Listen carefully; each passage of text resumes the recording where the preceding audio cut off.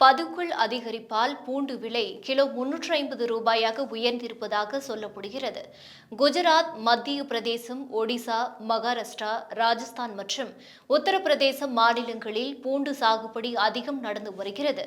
நாட்டின் ஒட்டுமொத்த தேவையை பூர்த்தி செய்கின்றன. இங்கிருந்து பல்வேறு நாடுகளுக்கும் அவை ஏற்றுமதி செய்யப்படுகின்றன. ஆண்டில் 2 பருவங்களாக பூண்டு சாகுபடி நடக்கிறது. மார்ச் மாதம் துவங்கிய முதல் போக அறுவடை இப்போது முடிந்திருக்கிறது. உற்பத்தி போதிய அளவில் இல்லை. எனவே விவசாயிகளிடமிருந்து மொத்தமாக பூண்டு கொள்முதல் செய்து ஆன்லைன் வர்த்தகர்கள் கிடங்குகளில் இருப்பு வைத்திருக்கின்றனர்.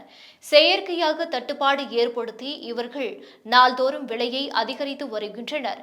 முதல் தர பூண்டு கிலோ 350 ரூபாய்க்கும், இரண்டாம் தர பூண்டு 270 ரூபாய்க்கும் மற்றும் மூன்றாம் தர பூண்டு 180 ரூபாய்க்கும் விற்கப்படுகின்றன.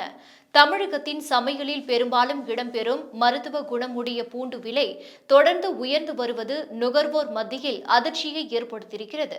மத்திய மற்றும் மாநில அரசுகள் கிடங்குகளில் பதுக்கப்பட்டுள்ள பூண்டு வெளிச்சந்தைக்கு வர நடவடிக்கை எடுக்க வேண்டும் என்று கோரிக்கை விடுக்கப்பட்டிருக்கிறது.